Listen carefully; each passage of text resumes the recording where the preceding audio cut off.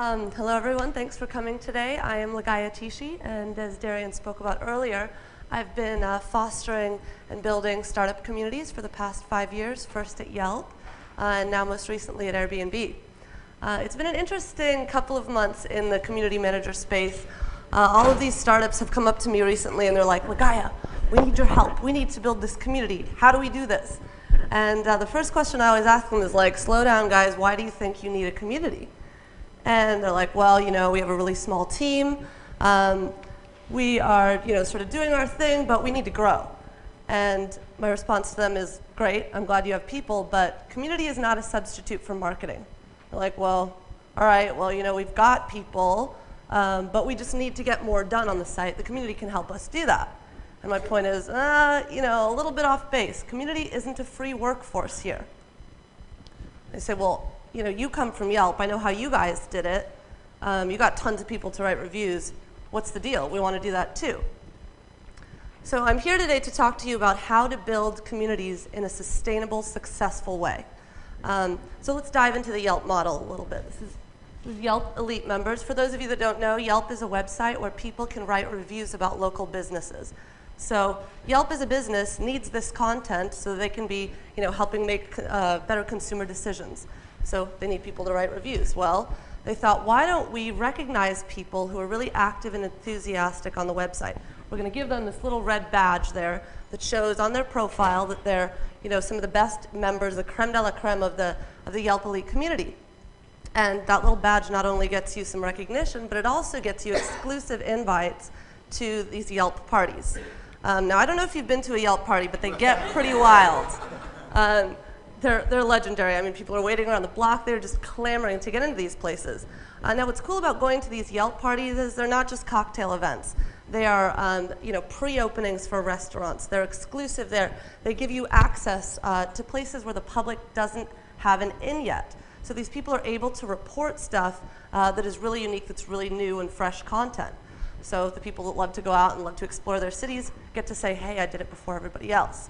And then when they're at these events, they get to meet people that are also part of these communities that also enjoy things like food and things like going out and exploring their cities. What we noticed at Yelp, which we didn't expect, but that I found pretty moving, was not only did people hang out and have a good drink and watch burlesque dancers, but they started to call each other and hang out offline. So we were like, hey, I like that restaurant too, let's go try this. And they started to form real connections. And so I think when we consider the Yelp model, I'm not saying that everybody just go out and throw these raging parties. What we have to do is think about why it worked for Yelp. So Yelp's goal was to get reviews, and people were exploring the city and they encouraged people to do that, so they got those reviews. But the reason why it worked is because they were supporting people in doing what they already wanted to do.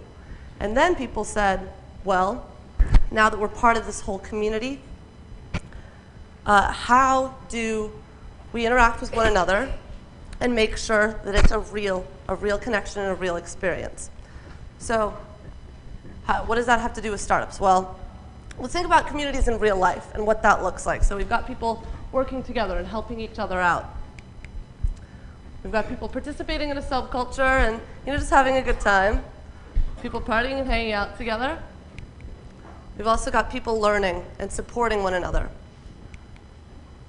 And I think the basis of communities, the foundation of communities, is that people support one another, they learn things from one another, and they have a great time together. And what we learn is that people are not just sharing experiences and coming together because of a common interest. What happens is when they engage in these different types of activities, that they support one another, they share, they learn, a real connection forms. And when a real connection forms with people, they achieve a sense of belonging. And this is the value for the individual in being a part of communities. They share this really strong experience and they feel like they're making the impact positively on the lives of other people. So now, how do you build a sustainable and a successful community around a product? Well, first you get people. Peeps. Peeps are important. I know. I like peeps.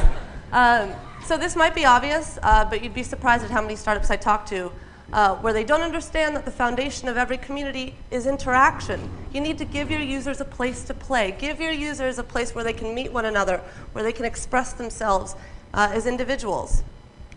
And the next thing is you have to form a relationship with them somehow and have somebody own that relationship. This person is usually the community manager. These people are the ones to communicate your vision. You're probably starting a company because you feel very passionately about why you want to change the world in some way. The best way to get people fired up about your product is to share that with them. They will resonate with that, and it will really ring true. The next thing that we learned from Yelp, recognize and reward people that are making a difference in your community. I love this. This is Zappos. Robert Scoble took this picture. I can't take credit. So find a way to show people that you really appreciate them being part of your community. Works every time. The easiest thing that you can do that people don't do well is listen. Take the conversations offline. Have a one-on-one in a coffee shop with people. I guarantee the type of feedback that you get from having a real conversation with someone is totally different than feedback that you get from a survey or feedback that you get from an email. And what's cool about that is not only will these people tell you how to improve your product, but you'll make them feel really special because you're lending them your ear. And then the onus is on you to really incorporate that feedback and change your product. So, what does this person do, this community manager, day to day? Well, we know that they do online moderation, social media, they create content, they help with customer service, and they also do some event planning.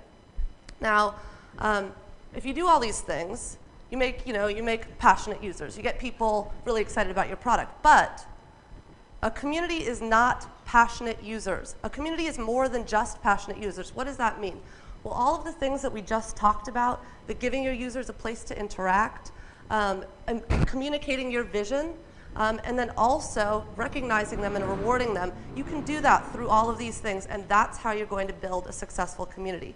For example, you can communicate your vision through all of these mediums. For content, you put a great user up on your blog or in the newsletter. Show them some appreciation and highlight them, and then that behavior will follow. So now, in the mind of a community manager, I love this diagram. It's from Get Satisfaction. Talk about how community managers have all of these things going on. They're the gardeners, they're the traffic cops. But when you do this right, what you can count on is that you'll have a group of evangelists that are super passionate, and they're going to want to spread the word. They're going to be so amped up, they're going to say, Mom, Dad, brother, sister, best friend, you got to hear about this. And what that's going to do is just drive your growth. People are going to be talking about you, and they're going to be so amped. And then the next thing is, they're going to be so loyal. You're not even going to have to worry about them straying or going here and there. They're going to love your product, and they're going to stick with you. Now, something that was really meaningful for me, being part of a community and also leading a community, is seeing that when people have positive feelings being a participant in your community, they're going to associate all of those feelings with your product. And that is a really, really powerful message. So what I ask you to take away from today's talk is when you build a community right, not only will your business benefit greatly, but you can really enrich the lives of users in a genuine way. Thank you.